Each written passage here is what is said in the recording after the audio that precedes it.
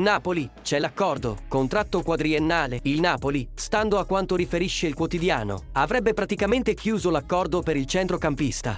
Ma prima di dare un'occhiata è molto importante iscriversi al canale e attivare le notifiche per ricevere in prima persona le notizie quotidiane dal Napoli. Il Napoli si muove sul mercato e avrebbe già individuato alcuni colpi in vista della prossima stagione. Il club azzurro necessita di rinforzi a centrocampo per via delle probabili cessioni di Ndombele, Gaetano ed Emme. A tal proposito, secondo la Repubblica, il Napoli è ad un passo dall'accordo per centrocampista dei bianconeri, sulla base di una cifra intorno ai 15 milioni di euro. Con il giocatore trovato accordo per un quadriennale. Il quotidiano riferisce quanto segue. Il 21enne centrocampista Lazar Samardzic piace molto al tecnico Luciano Spalletti e alla dirigenza. Per questo, vista la pericolosa concorrenza della Premier League, il club vuole fare in fretta e chiudere la trattativa per una cifra poco superiore ai 15 milioni di euro. Serbo, classe 2002, da mesi ha sposato il progetto Napoli trovando un accordo quadriennale. Vedremo se tali voci saranno confermate, ma c'è la sensazione che la trattativa sia davvero a buon punto. Lascia nei commenti cosa ne pensi di Samardzic al Napoli e iscriviti al canale perché presto ti aggiornerò con altre novità. Forza Napoli sempre e tutto per lei.